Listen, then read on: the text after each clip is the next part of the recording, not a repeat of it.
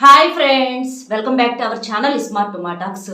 రేపు ఆదివారం మీరు ఆవాలను రహస్యంగా ఈ ప్రదేశంలో కనుక పడేసినట్లయితే ఉదయం కానీ లేకపోతే సాయంత్రం సంధ్యా సమయంలోనైనా సరే ఆవాలను ఇట్లా పడేసేస్తే కనుక మీకు ఇష్టమైన వారి దగ్గర నుంచి మీకు ఫోన్ రావటం కానీ మెసేజ్ రావటం కానీ వాళ్ళు అంటే మీరు మాట్లాడాలి మమ్మల్ని దూరం పెట్టేస్తున్నారని చెప్పేసి పదే పదే ఫోన్స్ చెక్ చేసుకోవటం, అంటే ఏమన్నా ఫోన్ చేశారేమో గబక్కనని చెప్పేసి ఫోన్లు చూసుకోవటం, మెసేజ్లు చూసుకోవటము, స్టేటస్లు చూసారా లేదా అని చెప్పేసి చూసేవాళ్ళు ఇట్లా చాలామంది ఉన్నారు. ఏంటంటే ఇక మైండ్లో వాళ్ళే పదే పదే గుర్తొస్తూ ఉంటారు. వాళ్ళ ఆలోచనలు, వాళ్ళ ఫోన్ల కోసం ఎదురు చూస్తాము.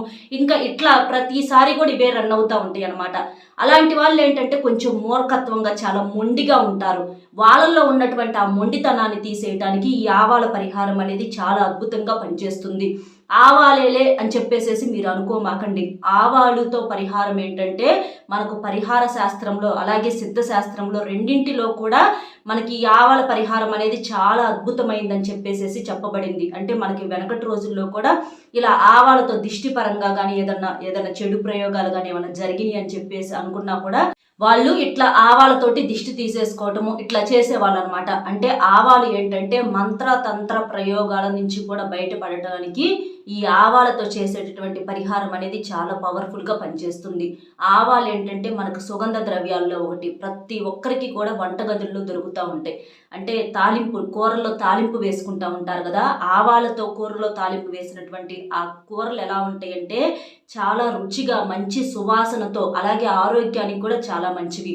ఆవాల చెట్టు కూడా చాలా చాలా మంచిదండి. మనలో ఉన్నటువంటి దోషాలను తీసేయడానికి ఆవాల చెట్లు కానీ ఇదివరకు వెనకటి రోజుల్లో చాలా మందికి ఆవాల చెట్లు కూడా ఇళ్లలోనే పెంచుకునేవాళ్ళు. ఎందుకంటే అట్లా ఆ చెట్టు ఇంట్లో పెంచుకున్నా అలాగే మనకి ఆ చెట్టు ద్వారా వచ్చేటటువంటి ఆవాలను తయారు చేసుకోవటం ఇలాంటివి చేయటం వల్ల ఏంటంటే ఆ ఇంట్లో ఎప్పుడూ కూడా సమస్యలు అంటే దిష్టి ప్రభావాలు ఇలాంటివి ఏమీ కూడా లేకుండా చాలా బాగుండేదన్నమాట.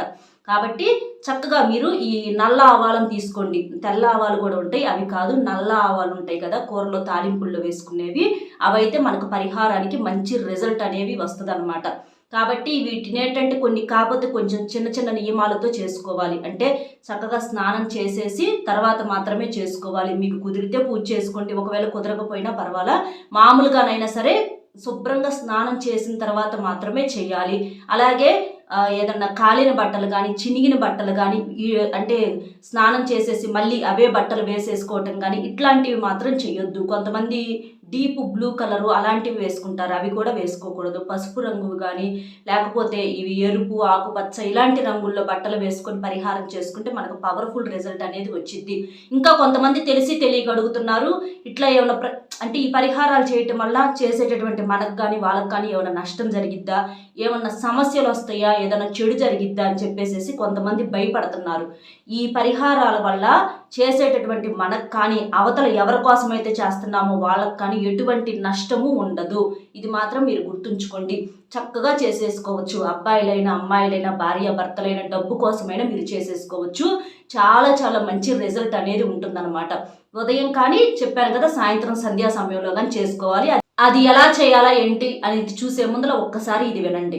చాలా మంది కూడా అక్క మీకు తెలిసిన గురువు గారు ఎవరన్నా ఉంటే చెప్పండి అని అడుగుతున్నారు. ఇప్పుడు నేను చెప్తున్న గురువు గారు చాలా నమ్మకమైన గురువు గారండి. ఎన్నో పూజల రూపంలో పరిహారాల రూపంలో మన సమస్యకి ఉన్నట్లుగా చెప్తారు. మీకు ఎలాంటి సమస్యలు ఉన్నా సరే, ప్రేమ, పెళ్లి, ఉద్యోగం, రాజకీయం, విదేశీ ప్రయాణం, డబ్బు నిలకడలేకపోవటం, భార్యాభర్తల మధ్య గొడవలు, అప్పుల బాధలు, ఆస్తి తగాదాలు, చెడు అలవాట్లు మానలేకపోవటం, మానసిక సమస్యల నివారణ, సంతాన సమస్యలు, వివాహం కాకపోవటం, ఇలా ఒక్కొక్కరికి ఒక్కొక్క సమస్య అనేది ఉంటుంది కదా. మీకు ఎలాంటి సమస్యలు ఉన్నా సరే 100కి 100% పరిష్కారం అనేది దొరుకుతుంది. నేను కూడా చిన్న చిన్న సమస్యలకు పరిష్కారం అనేది పొందాను ఈ గురువు గారి దగ్గర. గురువు గారి నెంబర్ అనేది ఇక్కడ షేర్ చేస్తున్నాను. నెంబర్ వచ్చేసి 8328334329. ఈ నెంబర్కి ఫోన్ చేసి మీకు ఏ సమస్య ఉన్నా సరే చెప్తే గురువు గారి దగ్గర నుంచి మనకు మంచి పరిష్కారం దొరుకుతుంది. ఈ ఆవాలు ఏంటంటే మనకున్నటువంటి దరిద్రాన్ని మొత్తాన్ని కూడా తీసేసి కష్టాలను, సమస్యలన్నింటినీ కూడా అంటే ముందుగా మనలో ఉన్నటువంటి ఆ దోషాలని, అవతల వారికి మన మీద ఉన్నటువంటి ఆ కోపాన్ని, ఆ అసహ్యాన్ని, ఆ లెక్కలేనితనాన్ని చిటికలో తీసేస్తాయి అన్నమాట. దీనికి మీకు వచ్చేటప్పటికి సింపుల్గా 1 టేబుల్ స్పూన్ ఆవాలు చాలు, ఎక్కువ అవసరంలా. మీకు స్పూన్ ఉంటుంది కదా, చిన్న స్పూను, చిన్న స్పూన్తో ఆవాలు తీసుకుంటే మీకు సరిపోయిద్ది అనమాట. అలా తీసేసుకొని మీరేం చేస్తారంటే స్నానం చేసిన తర్వాత చేయాలి. అలా తీసేసుకొని మీరు మీ ఎడమ చేతిలో పట్టుకోండి. ఆ నల్ల ఆవాలను మీరు ఎడమ చేతిలో 1 స్పూన్ ఆవాలను చేతిలో పట్టేసుకోండి. అట్లా పట్టేసుకొని మీ మనసులో ఏ కోరిక అయితే ఉంటుందో, అంటే ఏ సమస్య అయితే పోవాలి అని చెప్పేసేసి మీరు అనుకుంటున్నారో ఆ సమస్య చెప్పుకోండి. ఇట్లా మాకు ఇష్టమైన వాళ్ళు, అంటే మీ ఇద్దరి మధ్య ఒక రీజన్ ఉంటుంది కదా, దేనికి దూరం అయ్యారు అన్న విషయం మీకు తెలిసిద్ది.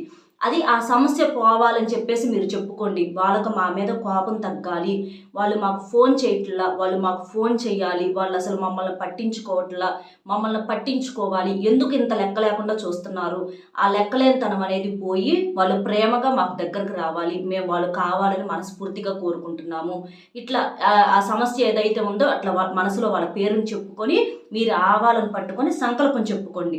అలా చెప్పేసుకున్న తర్వాత ఏం చేస్తారంటే ఒక్కసారి మీ తల చుట్టూతా 3 సార్లు కానీ, లేకపోతే 5 సార్లు కానీ, 7 సార్లు కానీ మీ తల చుట్టూతా తిప్పేసుకోండి ఆవాలను. సమస్య చెప్పుకున్న తర్వాత తిప్పేసుకోండి. ఈ చెప్పుకున్నది ఏంటంటే సమస్య తీసేయటానికి. అలాగే మీకు అలా తిప్పేసుకోవటం ఏంటంటే మీలో ఉన్నటువంటి ఏదన్నా దిష్టి కానీ, దోషాలు కానీ అవన్నీ కూడా పోవటానికి, మీ పరంగా అంటే వాళ్ళ పేరు మీరు చెప్పుకున్నారు కాబట్టి వాళ్ళల్లో కూడా ఆ సమస్య అనేది పోవటం కోసం మీరు తిప్పేసుకున్న అక్కడ వాళ్ళకు కూడా ఇది పనిచేసిద్ది.